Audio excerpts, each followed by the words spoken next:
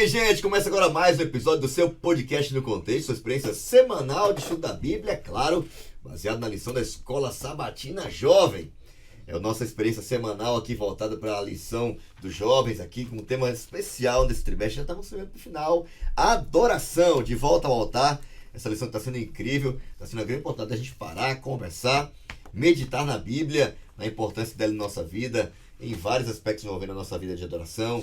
E tem sido uma experiência incrível. Eu espero que esteja sendo também para você aí na sua casa, ao ter contato com esse podcast, tá bom?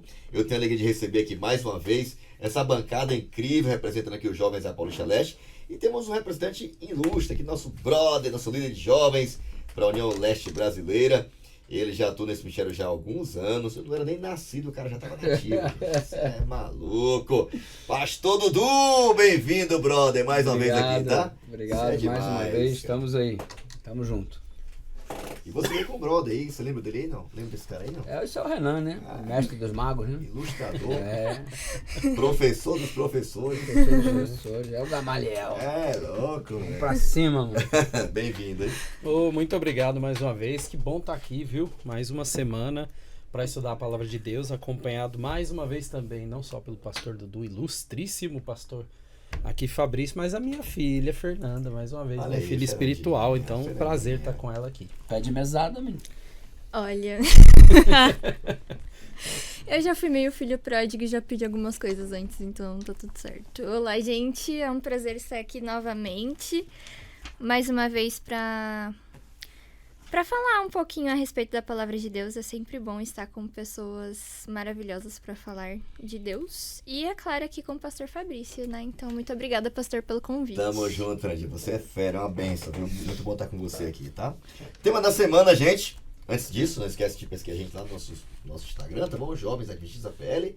E também nosso canal do YouTube, Paulista Leste, sempre aí no começo da semana para você poder estar acompanhando esse conteúdo. Liberado sempre aí a partir das 2 da tarde para você poder acompanhar, compartilhar e já preparar o seu coração para o próximo bate-papo com a sua classe de jovens aí no sábado seguinte, tá bom? Bom, eu queria dizer que o tema de hoje está muito legal também, gente. Hoje a gente vai conversar aqui, bater um papo. Já falamos assim, vários spoilers em relação a isso, mas hoje vai ser bem interessante também. O tema é o altar e o coração. Lembrando que altar é sempre, né, voltando nossa mente para um ato de adoração. Os adoradores da Bíblia, ao longo da Bíblia, estiveram aí com essa ideia do altar muito clara em sua mente. Foi assim no Éden, foi assim na porta do Éden, foi assim lá quando Noé saiu da arca, Abraão e tantos outros, até chegarmos a essa realidade que Deus espera que a gente viva, né, para Ele, né, como um sacrifício vivo para Ele, adorando com a nossa própria vida, o altar e o coração. Será que ambos se chocam, não se chocam? Como é que funciona isso? A gente vai bater um papo sobre isso hoje também. Aqui na tela eu queria pedir aqui a tirinha, o pessoal colocar aqui na produção. Eu vou ler o texto principal aqui, recomendo todo o livro o capítulo, né, na realidade, de 17 de Jeremias. Tá muito interessante, vai falar que o pecado zero estava escrito, registrado e tal, aquela coisa toda, mas vem uma descrição aqui. E aí tem 2 textos que eu queria destacar para vocês, tá? Eu vou ler aqui a partir vou ler o verso deixa eu ver, de 9 até o 10. Eu vou ler aqui, tá? Na minha versão tá escrito assim, ó: o coração humano é mais enganoso que qualquer coisa e é extremamente perverso. Quem sabe de fato o quanto é mal? Aí vem aqui quem conhece o coração do homem, né? Verso 10. Eu, o Senhor, examino o coração e o provo os pensamentos. Dou a cada pessoa a devida recompensa de acordo com suas ações. Aí o capítulo fala que o homem não é confiável, nem para especialmente para salvação, né? E assim por diante. A esperança nossa está em Deus, em confiar em Deus, na palavra de Deus. É Ele que nos cura, Ele que nos liberta, é Ele que nos salva. Então é nele que nós temos que confiar e ponto final. Tá bom? Então, vai falar um pouco sobre isso. Eu queria ouvir de vocês aqui. Qual foi a impressão de vocês ali? Interessante, tá bem legal, tem outros livros ali apoiando. Bom, eu queria ouvir de vocês aqui, o que é que vocês conseguiram extrair da tira da semana. Vamos lá. Vai lá, ilustrador. Muito bem, então eu vou começar, e eu achei isso aqui muito interessante, né? Que a Bíblia, ela não só está iluminando o coração, mas ela é que dá forma ao coração, né? Então, a luz que a Bíblia emite aí no desenho, ela dá forma ao coração. Então, Eu acho que é bem isso mesmo, né? Um coração moldado por Deus, pela palavra de Deus, ele é um coração que traz esse rostinho de satisfação, de paz, de plenitude. Então, foi mais ou menos isso que eu interpretei, né? Porque se não for iluminado, se não for moldado pela palavra de Deus, o coração vai levar a gente para caminho de perdição, né? Ele vai ser guia para a perdição da nossa vida. Ok, Fernandinha. Olha, mais ou menos na ideia do que o Renan falou, né? Eu lembrei muito daquele texto que está em Ezequiel, que fala do coração de pedra do povo, que Deus vai dar um coração de carne, né? Que a palavra, ela realmente molda o nosso coração. Então, ela meio que quebra esse coração de pedra para achar lá a carne, né? O coração de carne, através dos bons atos, né? A partir da vivência da palavra de Deus, que nem a gente comentou na lição anterior, né? A Bíblia transforma o nosso coração dessa forma. Show! Dudu! Agora, a gente fala e aí depois o cara vem e... Arremata. Dá o acabamento. Dá aquele polimento. Ele já olhou pra ali e falou, cara, é agora, ó. E aí, qual é a tua impressão aí? A impressão aqui é a seguinte. Esse cara tem que malhar, né? Porque olha ali o braço ali, velho. Pelo amor de Deus. Falta um... Faltou um Tá tutano. no shape ali, né? É meio frango, né? Mas o lance é o seguinte, a parte da Bíblia que tem que alcançar o coração dela é cuidar do corpo, que é o templo do Espírito, né?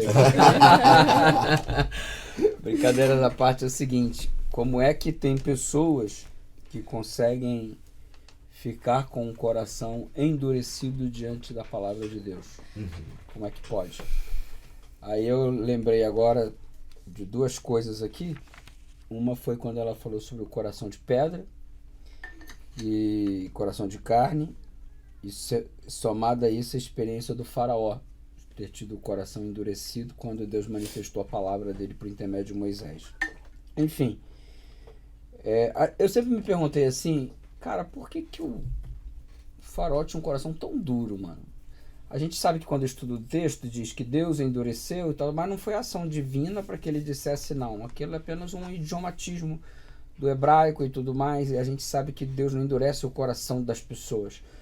Mas ele acessou o coração do faraó e ele permaneceu insensível à voz do Espírito.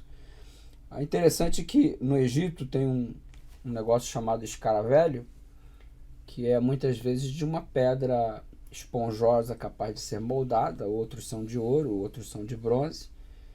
E quando os faraós morriam e ocupavam as pirâmides, que eram os túmulos dos ricos faraós, havia um processo que é muito conhecido, que foi desenvolvido pelos egípcios, que é o processo de mumificação, que é o processo de cuidado do corpo, a conservação do corpo. Nossa, e eles são especialistas nisso.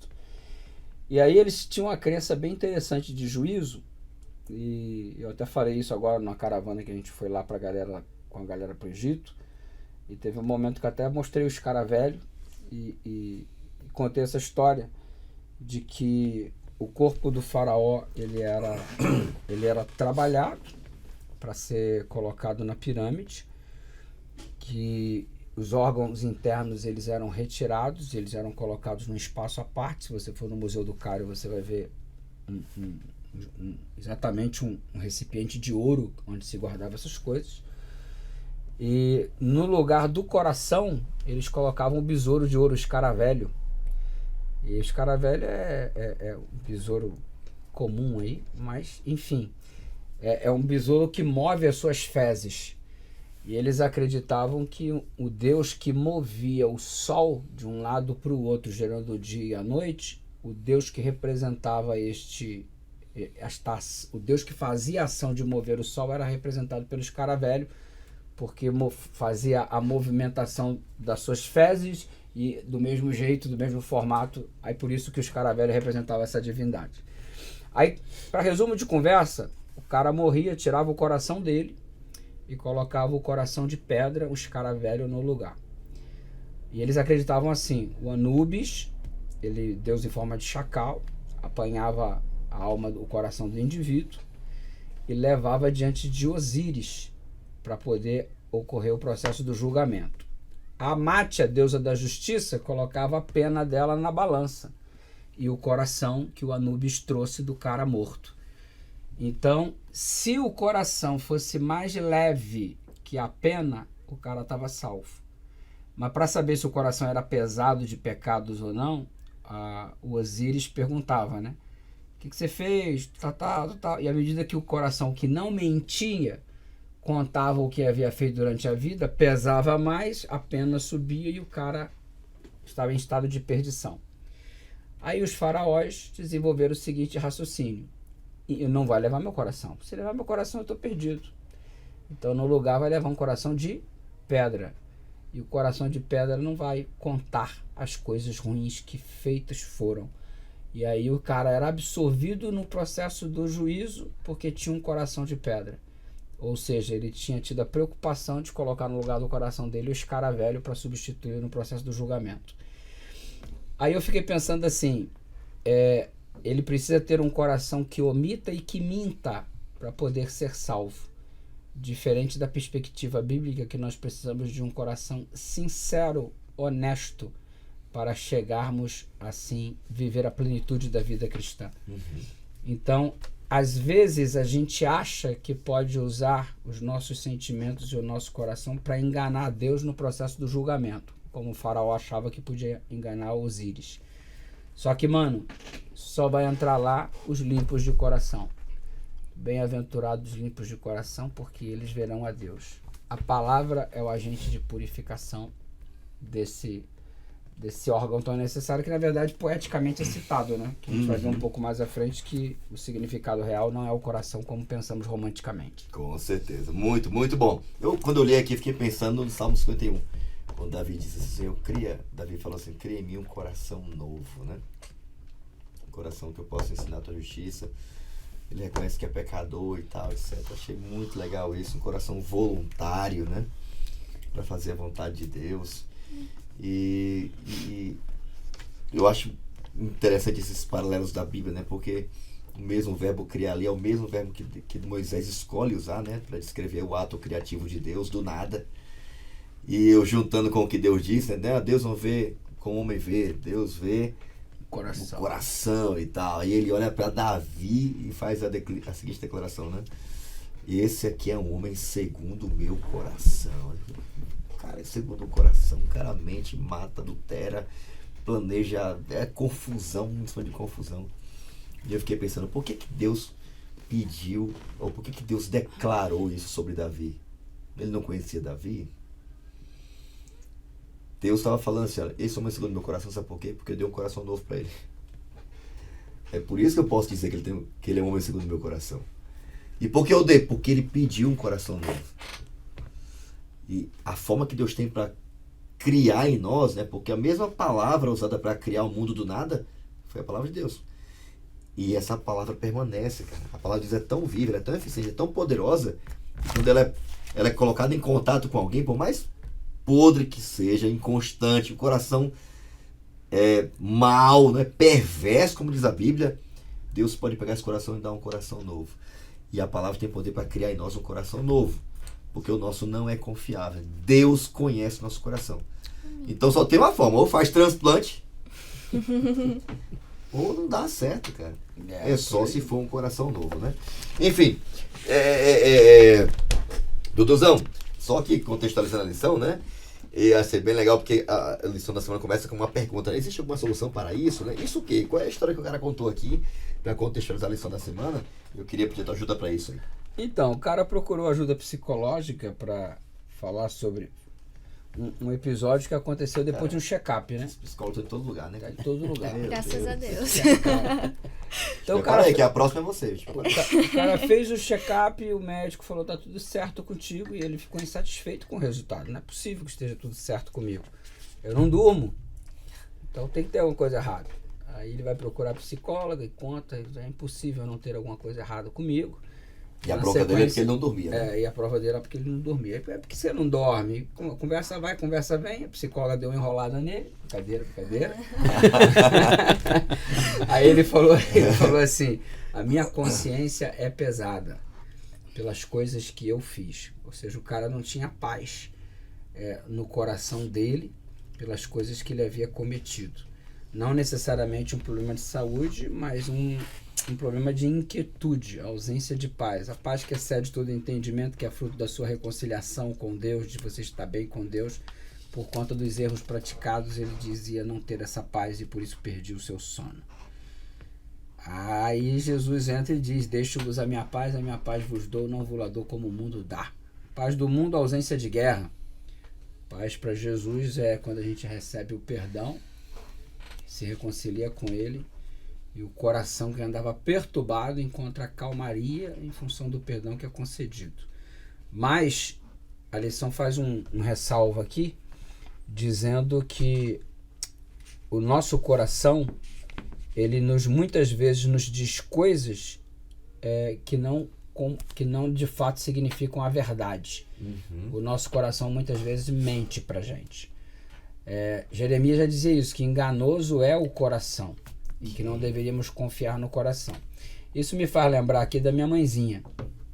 Quantas vezes eu tentei apresentar o evangelho para ela e ela dizia: quando Deus tocar no meu coração, eu vou aceitar. Mãe, para de fumar, isso vai acabar com a sua vida. Não tenho vontade no meu coração de parar. Pô, mas que coração ruim é esse que não te dá um aviso de uma coisa tão importante? E ela sempre ficava vinculada a essa questão do coração. E tem muita gente, quando você faz um apelo para batizar, para entregar a vida para Jesus, fala assim: cara, eu não sinto no meu coração o chamado de Deus, não senti no meu coração, não fui tocado. É muito comum você escutar essas coisas.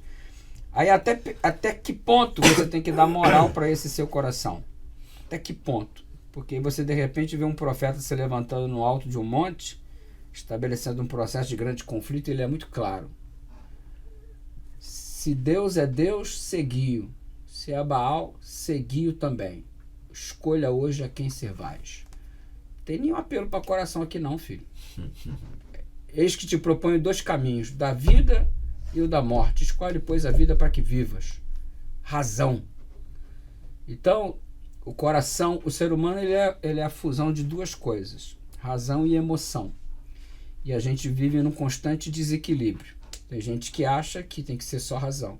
E tem gente que acha que tem que ser só emoção. Mas o nosso desafio é viver no equilíbrio, porque nós somos razão, mas também nós somos sentimentos.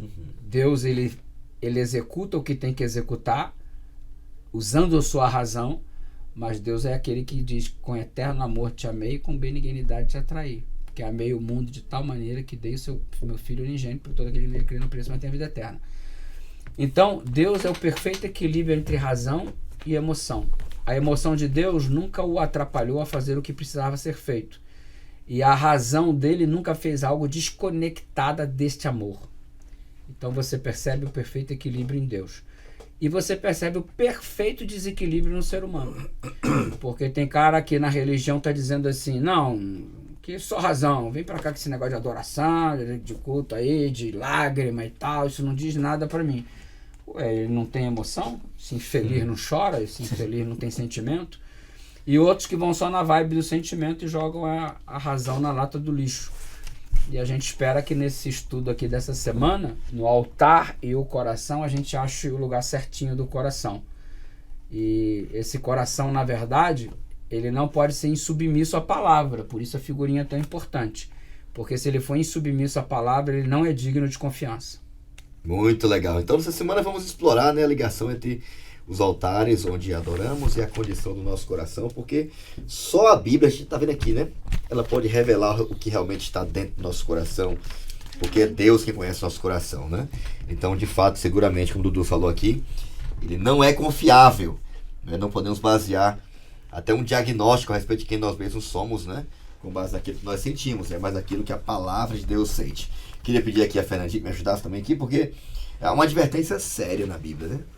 E aqui talvez seja uma advertência muito, assim, direta para muita gente aí, que muitas vezes, como o Dudu acabou de mencionar, tem tentado basear as suas escolhas, decisões, né?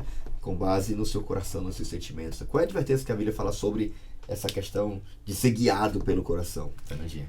Bom, aqui na lição, mais uma vez, ela contextualiza a respeito do texto bíblico, né? Lá de Jeremias. Jeremias foi um profeta que ele trouxe mensagens para o reino de Judá, né? Israel tinha acabado de cair, né? O reino do norte lá tinha acabado de entrar em cativeiro pelos assírios, e Jeremias foi enviado por Deus para galera. Vai acontecer a mesma coisa com vocês. Fiquem ligados, porque vocês estão aí em idolatria, vocês estão continuando da mesma forma. Há muita injustiça no meio de vocês, então vai vir uma destruição. Os profetas, eles sempre traziam uma mensagem muito de confronto, né? Então, não era uma mensagem de passação de pano, usando um conceito atual, mas ele trouxe essa mensagem. Era uma mensagem realmente muito devastadora, tanto que o próprio profeta Jeremias, ele foi fortemente perseguido, né? E a gente vê que Jeremias também sofria muito. Ele foi conhecido como o profeta chorão. Ele sofria muito em ver o povo naquela condição, e aquilo não era novo. A minha irmã, né, comentou na lição passada que a Bíblia, ela se repete, e a gente vê na história do Antigo Testamento a história do povo de Israel se repetindo todas as vezes, o povo caindo, o povo pecando mais uma vez, pecando, e Deus, não, gente, vamos nesse caminho, segue o que eu tô falando, eu tô aqui. Deus sempre se colocando ali como o Salvador. E aí, Jeremias traz esse conceito, né, do coração. Ele até coloca aqui que os pecados do povo estavam escritos com um ponteiro de ferro e com ponta de diamante. Isso simbolizava o quanto que o pecado estava enraizado no coração daquelas pessoas. E a partir de um primeiro momento, você se pergunta, será que tem como mudar isso, né? A lição de domingo, né? Existe alguma solução para isso? Existe. Deus, ele estava dando ali a resposta: deixa que eu transforme o coração de vocês. Então, eles entravam nessa ideia de auto-engano porque eles se achavam autossuficientes. O texto de Jeremias 17, lá no finalzinho, fala que eles estavam pecando muito na questão do sábado. Eles não estavam guardando o sábado. E isso demonstra também o quanto eles estavam confiando mais em si mesmo. Porque o que é o sábado? O sábado é um dia em que a gente para tudo que a gente faz. A gente não trabalha nesse dia. É um dia pra gente depositar a nossa mente no quanto nós somos dependentes de Deus. O povo mesmo, quando estava vivendo no deserto, no dia de sábado, na preparação do sábado, eles não faziam nada. Era Deus que estava fazendo por eles. Então, a partir do momento que eles não estavam mais guardando o sábado, é também uma forma deles demonstrarem: olha, Deus, não preciso de você, não sou dependente do Senhor, não preciso de você, eu Israel, né, eu Judá, sou bom o suficiente. Então, Deus, ele estava querendo quebrar, né, esse egoísmo, né, ele estava: galera, vocês não são nada. Vocês vão ser destruídos. Se vocês continuarem assim, vocês vão ser destruídos. Sigam as minhas ordenanças, sigam os meus estatutos, que vocês vão ser salvos. E a gente vê o quanto que Deus é misericordioso e compassivo para com o povo de Israel. Porque, mais uma vez, ele está lá novamente oferecendo uma oportunidade de arrependimento. Muito, muito legal. Inclusive, né, o diagnóstico que Deus dá, né, para o povo de Israel e para nós também, né? Cara, mano, seu coração não é bom. Exatamente. O coração não é confiável, seu coração, ele é contrário à minha vontade, né? Então, já que vocês estão enfermos aí, cara, o coração tá cheio de pecado, traz pra mim que eu curo. Vocês virão a mim e eu vou curar vocês. Eu vou salvar vocês, né? Vou fazer o que vocês não conseguem fazer por vocês mesmos, né? Então, Deus, ele promete fazer isso porque ele quer restaurar o relacionamento, né, com o seu povo, né? A partir de um coração novo.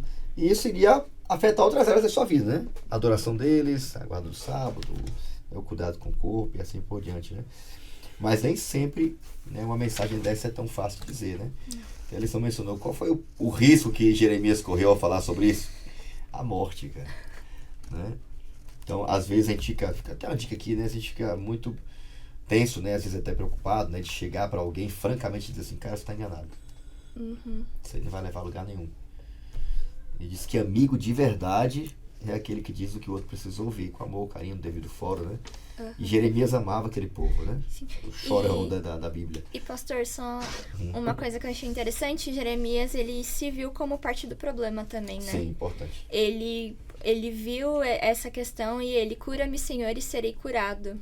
Salva-me, serei salvo, porque tu és o meu louvor. Ele sofria com tudo aquilo que a nação estava sofrendo, só que ele não olhava separado, né? Como, nossa, olha eles. Ele se colocava como parte do problema também. Sensacional. E essa talvez seja uma das advertências mais sérias da Bíblia.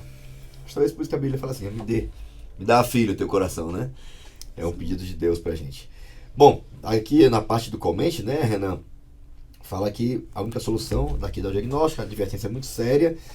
E o que é que Deus promete dar pra gente, Renanzão? Coração transformado. Tem até musiquinha, né? Coração que é inspirado por Jesus. Não sou cantor.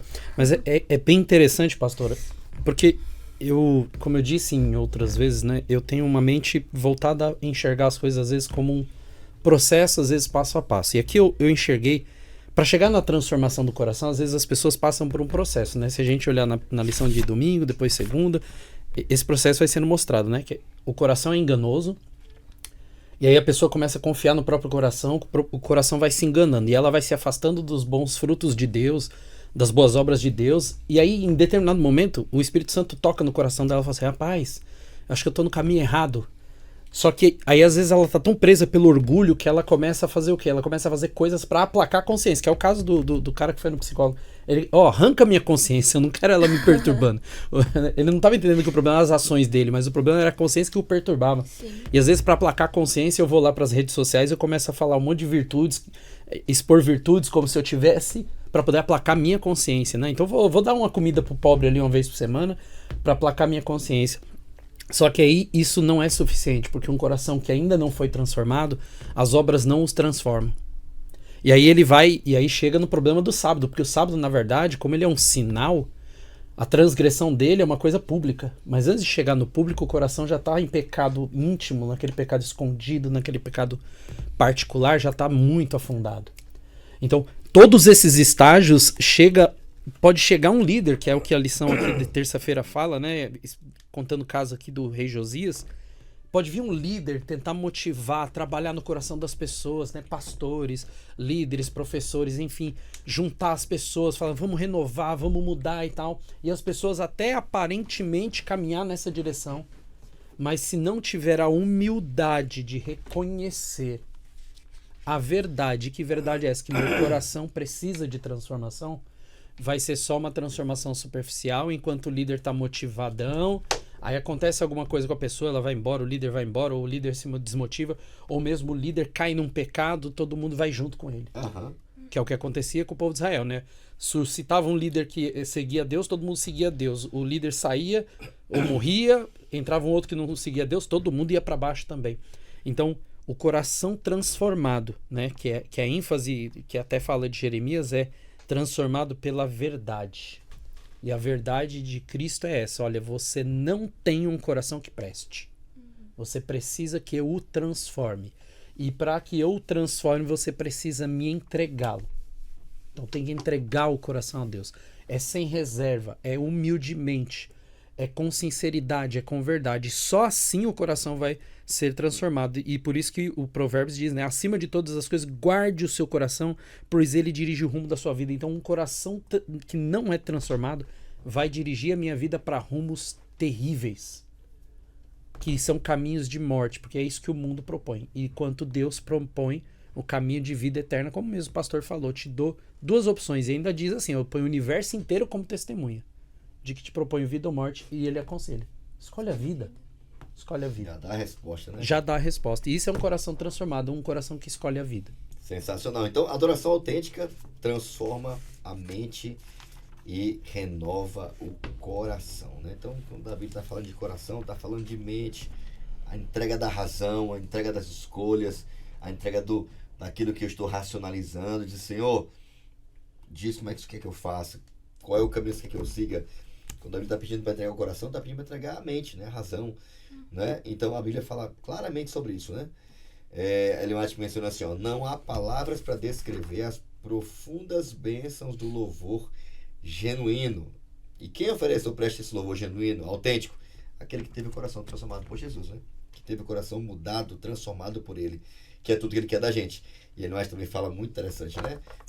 Não temos nada a oferecer a Deus, nada a não ser um coração pecador para Ele transformar. Não tem outro jeito, não tem outro caminho. E a adoração verdadeira, autêntica, ela vai promover essa mudança de mente e também de coração. Sendo até, viu, pastor? Desculpa interromper. Lembrando sempre, né, que a gente usa essa expressão coração, a Bíblia usa a expressão coração. Sendo o coração, não só a consciência, mas todo o conjunto de coisas que definem sua identidade enquanto indivíduo. Personalidade. Tudo isso tudo que diferencia o Renan do pastor Fabrício, do pastor Dudu e da Fernanda. Então, o coração sou eu. Então, eu preciso ser transformado em todos os aspectos da minha vida. Completamente. Maravilha. Ser humano integral. Palavra-chave da semana é coração. Começando aqui pelo nosso querido Dudu. Qual que é o teu texto, tua palavra? Ou tua palavra que você queria agregar aqui à nossa rede semântica? Eu quero Ezequiel 33:31. E eles vêm a ti como o povo costuma vir, e se assentam diante de ti como o meu povo, e ouvem as tuas palavras, mas não as põem por obra, pois lisonjeiam com a boca, mas o seu coração segue a sua avareza. Outras traduções diz me louvam com a boca, mas o coração está distante. É atitude mecânica, né?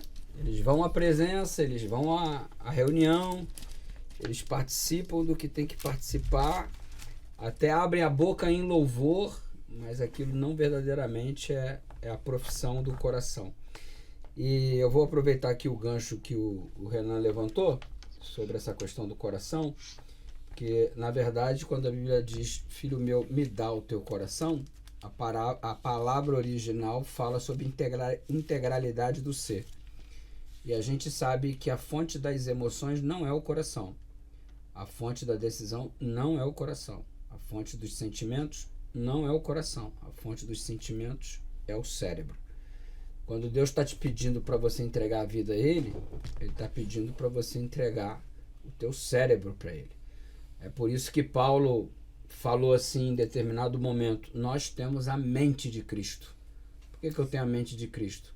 Porque eu estou tão submisso a Ele que eu penso como Ele pensa. Eu faço como Ele fala, eu ajo como Ele age. O jeito que Ele quer é o jeito que eu quero. A minha mente é a mente dele. Se eu tenho a mente de Cristo, eu tenho finalmente esse coração transformado. Porque agora eu tenho a mente de Cristo. Eu estou no meu ápice, eu estou no meu máximo. E o povo, neste momento, eles têm a sua própria mente, seu próprio jeito, sua própria vontade. Honra o Senhor com os lábios, como se tivesse sido transformados, mas o coração está distante. Sensacional. Beleza? Palavra sua, Fernandinha. Teu texto é a palavra. Bom, o texto que eu escolhi é bem parecido com o de Ezequiel. É Isaías 29:13, que diz: esse povo se aproxima de mim com a boca e me honra com os lábios, mas o seu coração está longe de mim. A adoração que me prestam é feita só de regras ensinadas por homens. Coloquei aqui na minha palavra decisões. Ok. Porque o povo estava fazendo péssimas decisões, eles estavam escolhendo pessimamente. Eles têm a liberdade, assim como nós temos a liberdade de escolha, mas eles estavam usando de maneira péssima. Então, o que Deus pede é que a gente escolha certo, né? Que a gente se aproxime dele. E eu tinha até colocado uma outra palavrinha aqui, que é essa questão da santificação. Que é você depositar sua confiança em Deus e a partir dos atos, daquilo que Deus fez, né? Você é santificado, você é salvo. Então, cancela todas essas decisões do povo e coloca a de Deus na frente, né? Então, esse processo de decisões. Ok, coração, decisão. Então, no Dudu coloquei coerência, né? Então, a boca falar que o coração tá cheio. Então, o coração, a boca só vai falar do coração tá cheio. Se tá cheio, só, né? Daqui, vai sair. Embora saindo na boca pode ser A boca só vai falar que o coração está cheio. Então essa coerência do que você enche somente seu coração é que vai tornar suas ações coerentes com aquilo que você acredita estar colocando na mente. Renan, teu texto, a palavra. Meu texto é Jeremias 24:7, que diz o seguinte: dar-lhe-eis coração para que me conheçam que eu sou o Senhor. Eles serão o meu povo e eu serei o seu Deus, porque se converterão a mim de todo o seu coração. Então a minha palavra aqui é conversão. Muito bom. Então há esperança para um coração enganoso, corrupto, pecaminoso. Basta voltá-lo a Deus e ele dará um novo coração, um coração convertido, consagrado, inspirado por ele. Então há esperança para nós porque há conversão para o nosso coração. Beleza, muito, muito bom. Então, já que coração, né, que representa a nossa mente, nosso cérebro, que é o centro de tudo, das emoções, da razão e tudo mais, a Bíblia fala que onde está o nosso tesouro ali vai estar também o nosso coração e tal, né? E achei muito legal algumas perguntinhas reflexivas aqui da parte do hipertexto. De que maneira a obediência a Deus é um ato de adoração, né? Até mencionou a questão do sábado e tal, de fato né? Outro ponto importante aqui, né? Quando entregamos a Deus nosso coração, quais mudanças serão visíveis em nossa vida? Né? Isso vai afetar diretamente, né? Nosso comportamento, nossas escolhas, nossa postura, a forma como a gente fala, como a gente trata as pessoas, assim por diante, né? Quais coisas podem afastar nosso coração de sua palavra? Aí eu queria pedir a ajuda de vocês. A Alessandra até mencionou aqui, né? Sobre a questão do uso, né, ou mau uso do celular, das redes sociais e tal. Como você pode resistir ao desejo de passar tempo nas redes sociais em vez de dedicar tempo à palavra de Deus, né? Eu não sei se com vocês é assim, mas, cara, às vezes eu me pego assim, pegando o celular ou vou ver uma coisa específica. Cara, vai meia hora, vai 40 minutos, vai uma hora. Fácil. Fácil. Incrível, cara. Só que, né? É incrível. Sim. Não é? E vocês aí, tem alguma dica para alguém que queria resistir a esse desejo de passar tempo nas redes sociais e dedicar para a palavra? Desinstala os aplicativos.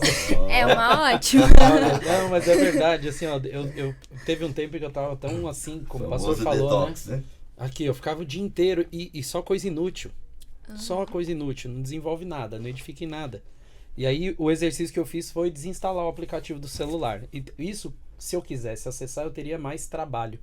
Como a mente nossa é preguiçosa por natureza, então eu diminui muito meu tempo de tela desinstalando o aplicativo. Porque das poucas vezes que eu acessava, eu tinha que entrar, fazer login, senha, tudo de novo. Isso me desestimulou. Não tinha acesso fácil. Então, remover acesso fácil já é uma boa pedida. Hashtag fica a dica, né? Fica a dica, ó.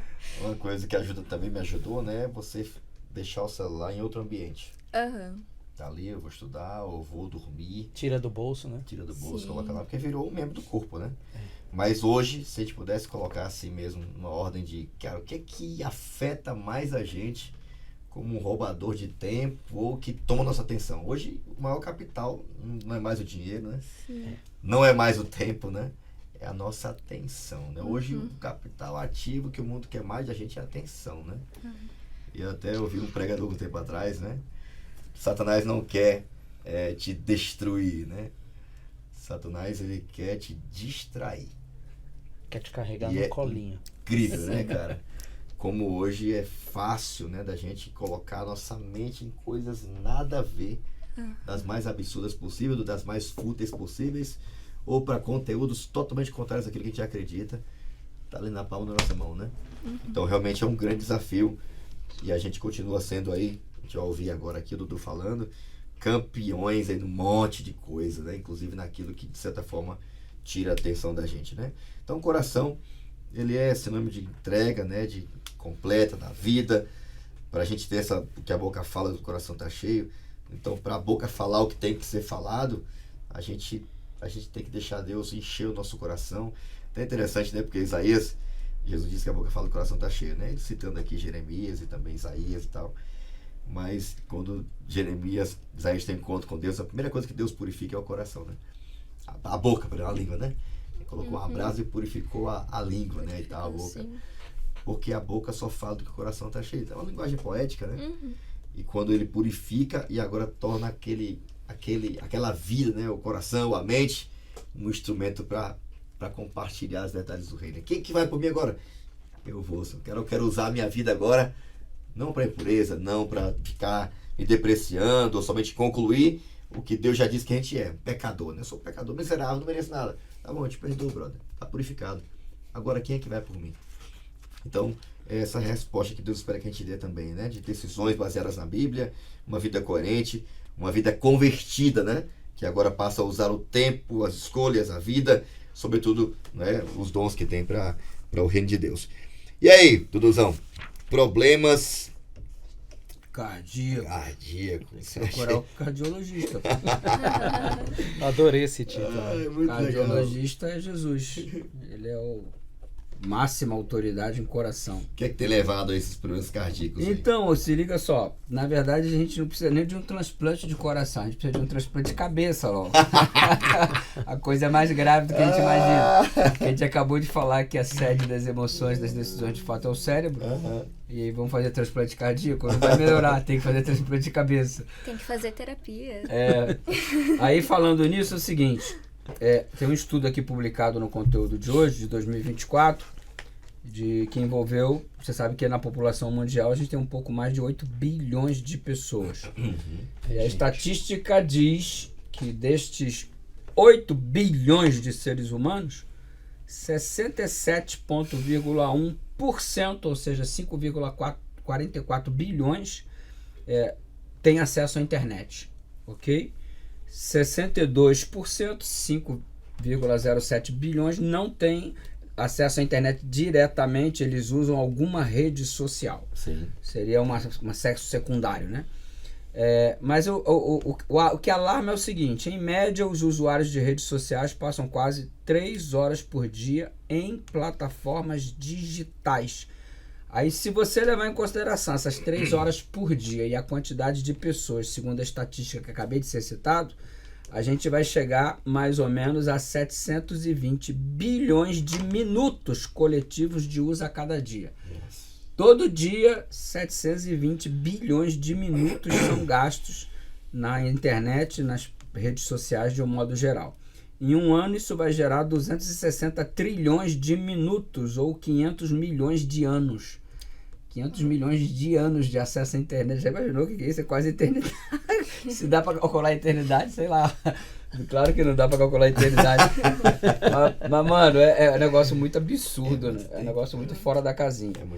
Aí, o que acontece? A gente toma as decisões em relação ao que assiste. A gente toma as decisões em relação ao que fala. E a gente toma as decisões ainda sabe disso. Em relação ao que vamos ver, ouvir e falar. Quando eu vejo Jesus dizendo vigiai, eu vejo ele dizendo para mim, guardai as entradas da alma. O que você vê, o que você escuta e o que você fala. Ellen White, em contrapartida, já diz que pela contemplação nós somos transformados. Se eu contemplo demais a Jesus, transformado por ele eu serei. Se eu contemplo demais os seriados da Netflix, por eles serei transformado. Incrível. Eu acabo sendo moldado por aquilo no qual eu sujeito a minha mente. Ou seja, eu sou o cara que decide o que vai entrar na minha cabeça, irmão.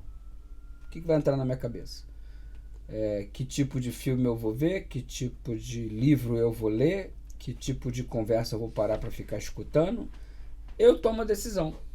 E a minha construção mental, ela vai acontecer em função dessas decisões e escolhas que fiz.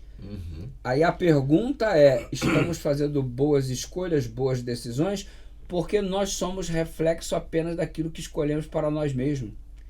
E nem vai adiantar você culpar os outros, do jeito que tantas vezes a gente culpa.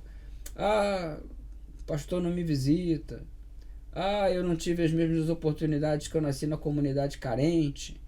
É porque eu sou vítima da sociedade. É porque eu nasci assim. Aí você começa com um monte de desculpas, né? Mas você nunca se responsabiliza por aquilo que você faz. Porque, na verdade, a palavra final é sempre tua. Nem o diabo pode ser responsabilizado pela minha perdição. Porque ele fez as inúmeras sugestões, mas a palavra final pertencia a mim. Foi eu que disse sim.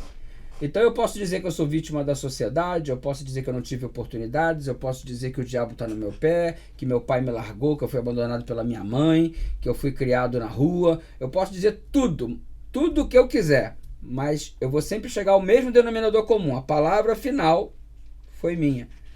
Foi eu que decidi fumar maconha, o diabo me ofereceu, eu que decidi. Foi eu que decidi usar cocaína, foi eu que decidi beber, foi eu que decidi me prostituir. Eu tomei a decisão final. Só aconteceu porque no final, instante final, eu falei, quero, sim, aceito. Então a responsabilidade, a gente não tem que ficar terceirizando. Igual o Adão, né? Foi a mulher que tu me deste, foi a serpente, não é culpa de ninguém. No final a culpa é de Deus. Só botou a serpente aqui, eu sou o que... Então a gente nunca quer assumir a responsabilidade.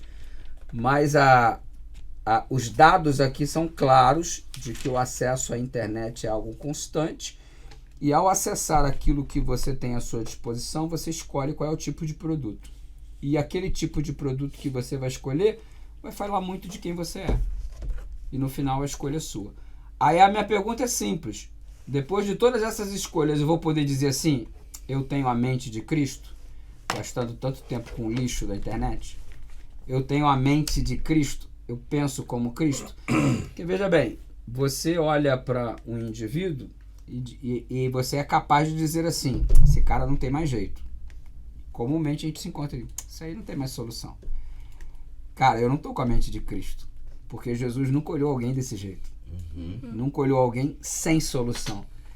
Ou seja, você pode fazer alguma coisa diferente, eu posso fazer por você. Mas se eu não olho com a mente de Cristo, porque não tenho a mente de Cristo, porque as minhas escolhas foram equivocadas, eu sempre vou fazer escolhas que não me caracterizam com Jesus, mas me caracterizam com quem eu sou. E eu não estou sendo o que Cristo quer que eu seja, que Ele planejou para me ser. Top. Então as minhas escolhas falam muito, muito de mim.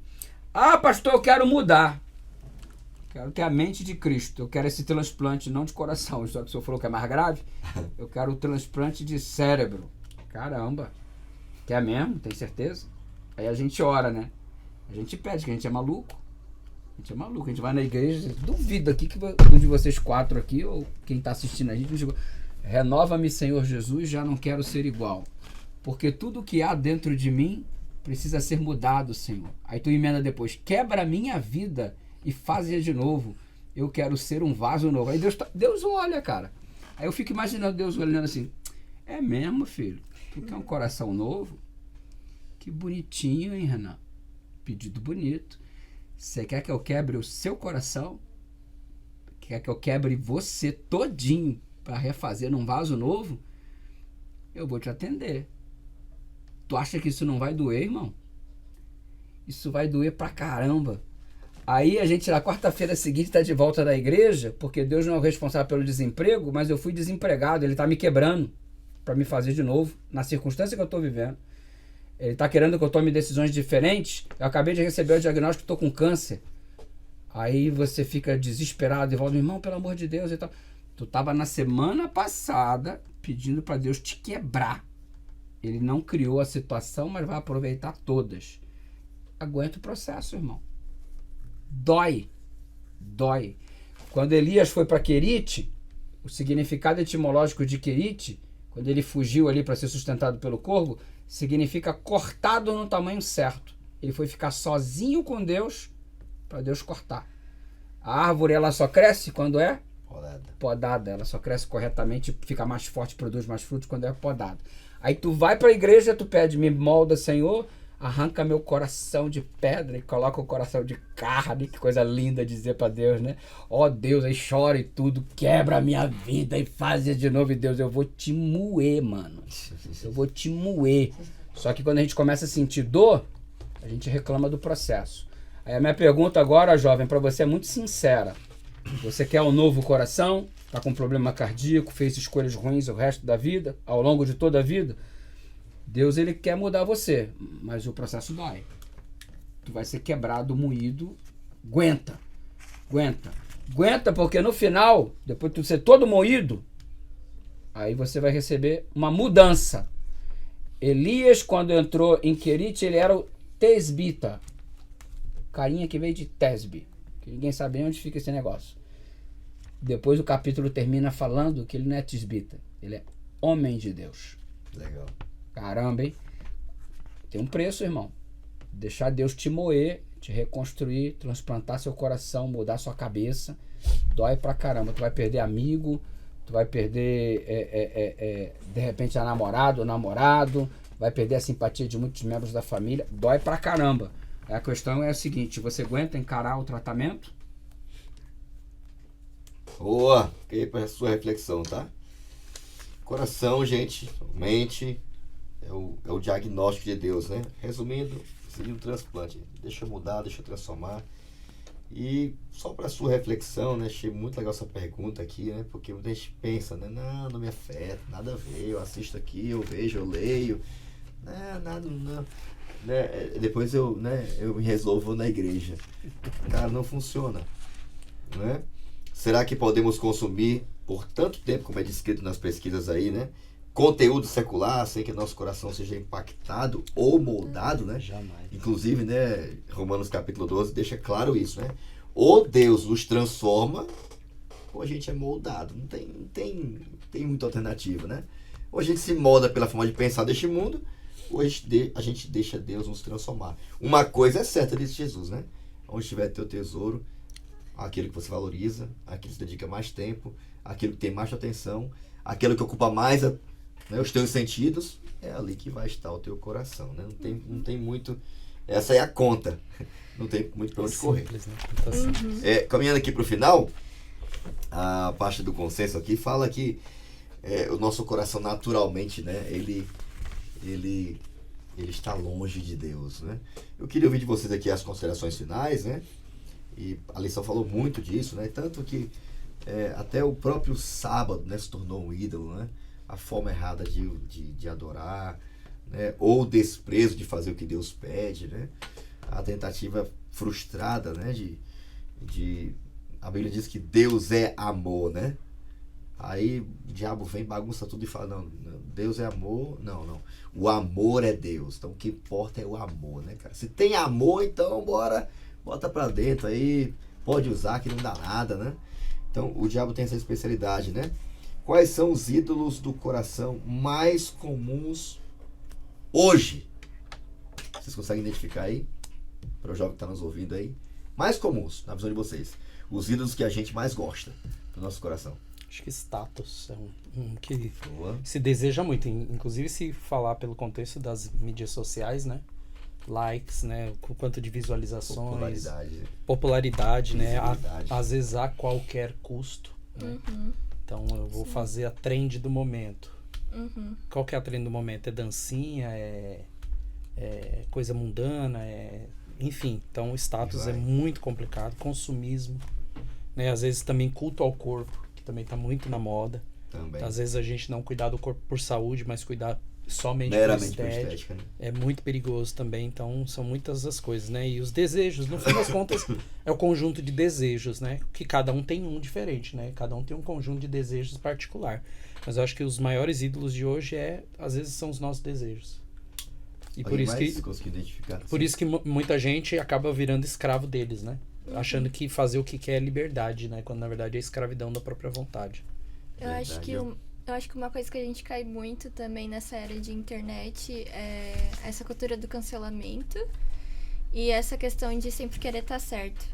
Então, se eu tenho uma problemática, se eu tenho a oportunidade de discutir com alguém, de conversar, eu quero falar com essa pessoa de forma que essa pessoa aceite tudo o que eu digo. Se ela discorda em uma coisa comigo, então não vou perder meu tempo discutindo com ela, não vou perder meu tempo falando com ela. Então, a gente tem essa necessidade de estar sempre certo. E as redes sociais meio que elas abriram isso, elas deram essa oportunidade, porque as pessoas parece que têm mais coragem nas redes sociais de falar coisas que elas não teriam coragem de dizer presencialmente. E qualquer um pode falar. E qualquer um pode falar. Então, não tem muito esse controle, enfim. Se eu vejo alguém que discorda de mim, é só eu bloquear. Eu bloqueio, eu não tenho mais acesso ao que essa pessoa fala. Então, a gente tá muito seletivo a essas coisas. Eu não quero ouvir aquilo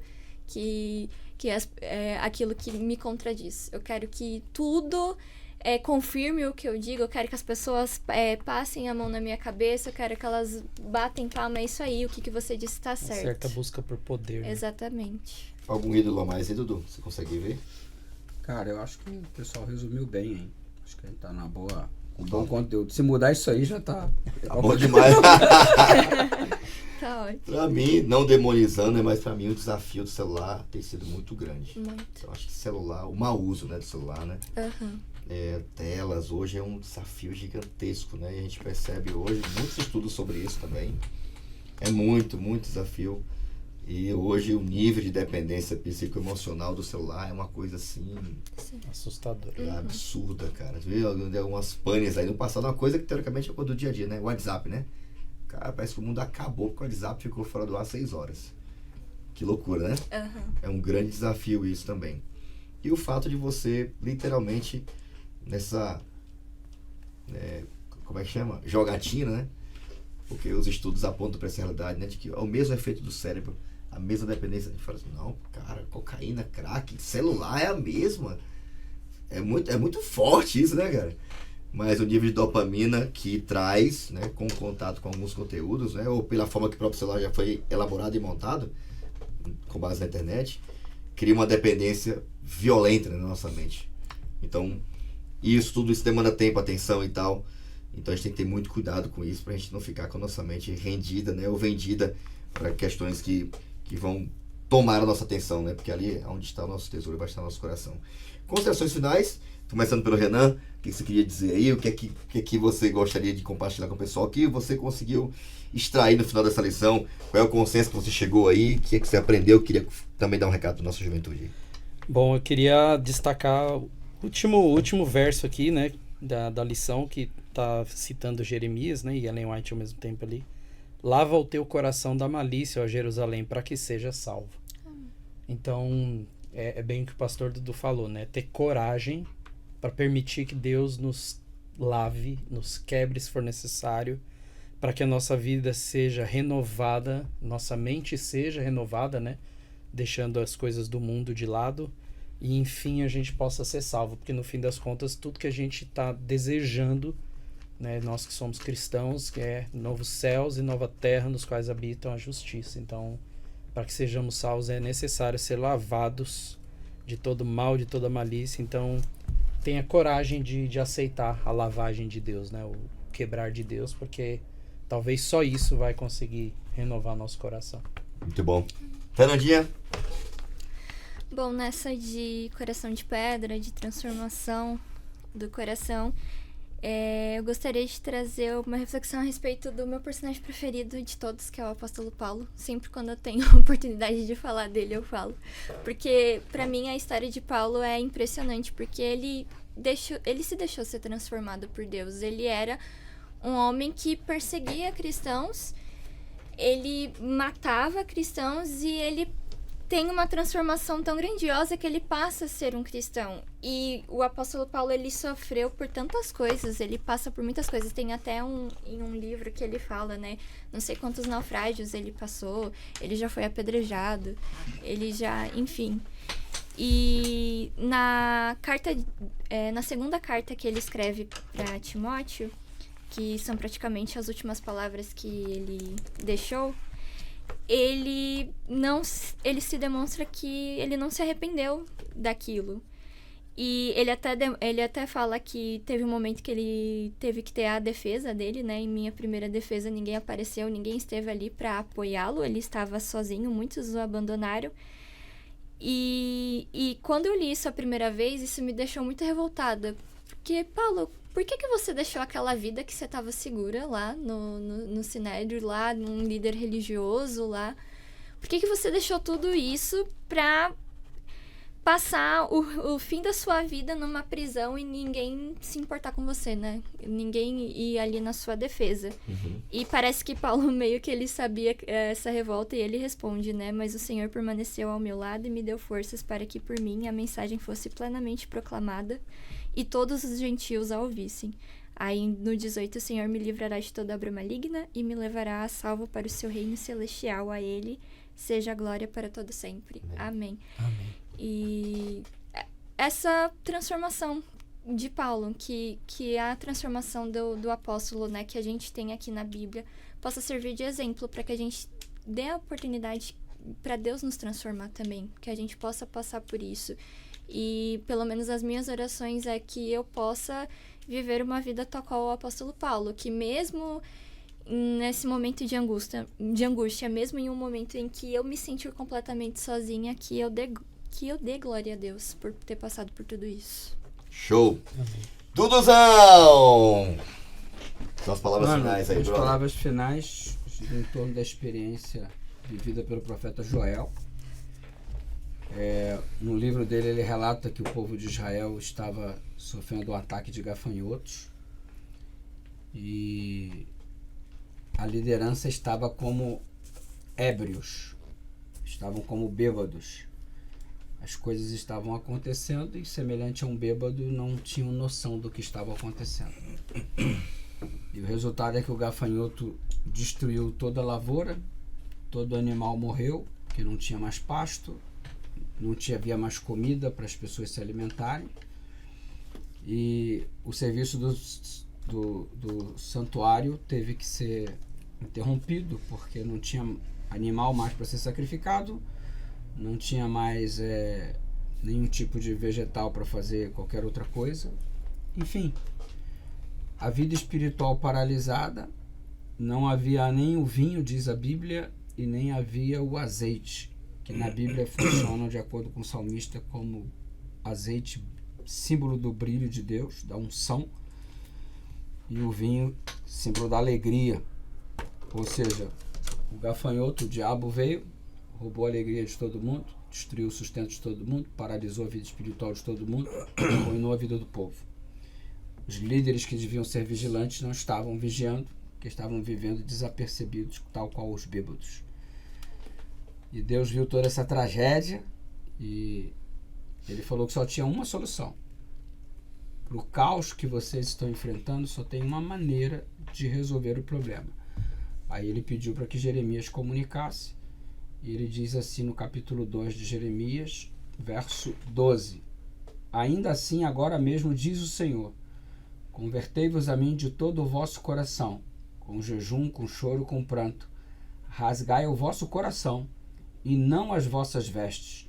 Convertei-vos ao Senhor vosso Deus, porque Ele é misericordioso, compassivo, tardio em irar-se, grande beneficência, e se arrepende do mal. Jeremias deu o recado, o povo entrou num processo de contrição e arrependimento. Aqui em Joel acontece uma coisa que não acontece mais em lugar nenhum da Bíblia. Quando eles se converteram de verdade, os anos perdidos, Deus devolveu. Quanto tempo da nossa vida a gente já perdeu no pecado? Quanto tempo da nossa vida a gente já perdeu fazendo más escolhas? É tempo que não volta mais. Se você rasgar o seu coração de verdade, Deus é capaz de te devolver todo o tempo perdido, inclusive tudo que o diabo roubou, devolvido foi, em uma porção muito maior e muito melhor. E o requisito foi um só: rasgar o coração e não as vestes. Esse adicional de não as vestes traz uma mensagem significativa, porque todo arrependimento ele era demonstrado rasgando as vestes, jogando pano de saco cinza na cabeça. Ah, eu tô arrependido. Rasga as vestes, pano de saco, cinza na cabeça. Menti, rasga as vestes, pano de saco, cinza na cabeça. Ah, roubei. Rasga as vestes, pano de saco, cinza na cabeça, tá perdoado, você tá arrependido. E Deus disse, não é rasgar as vestes. Virou automático, virou mecânico. Você ora por orar, você vai na igreja por isso, você dá feliz sábado por dizer, você diz eu te amo por dizer. Não quero. Você ora por orar? Não quero. Você me cultua por cultuar? Não quero. Eu quero só se for de coração. Mas não é coração aberto, não. O caso é grave. Tem que ser rasgado. Cima a baixo. Se você se entregar totalmente para mim, eu vou fazer algo extraordinário. Aí o capítulo termina, Deus dando a maior de todas as bênçãos. Derramarei sobre vós o meu espírito. Depois dele devolver tudo, aí vem um melhor. Agora eu vou derramar meu espírito sobre vocês. Se você rasgar o coração. Então rasgar o coração, rasgar a mente, colocar à disposição diante de Deus, reconhecendo que a gente já fez muita bobagem, já fez muitas escolhas erradas, Mas agora é hora de recuperar o tempo perdido. Muito legal. Termina o coração, Du. Senhor, obrigado pela chance de rasgarmos o nosso coração diante da tua presença. Amém.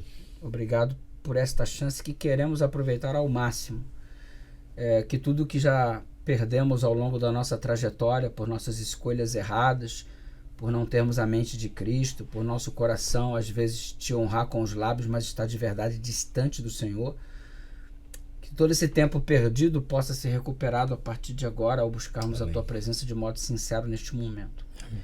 Que o nosso coração seja reflexo da tua vontade, que tal como Paulo possamos dizer, nós temos a mente de Cristo. Amém. Nos abençoe em nome de Jesus. Amém. Amém. Valeu, Duzão. Obrigado, Fernandinha. Foi top demais. Valeu, Renan. Valeu, Foi muito bom. Muito obrigado. Eu que agradeço o convite Foi de muito compartilhar legal. esse podcast. Foi Envia muito pra bom. mim, hein? Beleza. Beleza? Compartilhar lá no @PR do Beijo no Beleza, coração de todo mundo. maravilha, Tamo muito junto. bom. E obrigado a você também aí que esteve conosco. Esperamos que de alguma forma a experiência que a gente teve aqui de reflexão, de momento de voltar para a palavra, entender que sim, nosso coração tem que ser colocado no altar para Deus pegar esse coração, transformar, nos dar um coração novo, né? Então que a gente tenha essa coragem de ir até Jesus e dizer, Senhor, tira esse coração, rasga, transforma e me dê um coração semelhante ao teu, uma mente semelhante à tua, um coração igual ao teu, que seja o meu pedido e o seu pedido também, tá bom? E que isso não vai acontecer longe da palavra, longe da vida de oração, longe de uma vida verdadeira, íntegra, diante da presença de Deus, tá bom? Que Deus abençoe muito você. Não esquece de perseguir a gente nas redes sociais, Jovens Adventistas APL, nosso Instagram, e também compartilhando esse conteúdo a partir do nosso canal do YouTube, Paulista Leste. Vai lá, compartilhe com quem você puder, para que esse conteúdo desperte no coração de alguém o desejo de pedir a Deus um novo coração. Nos encontramos aí no nosso próximo episódio do seu podcast No Contexto. Até lá, tchau!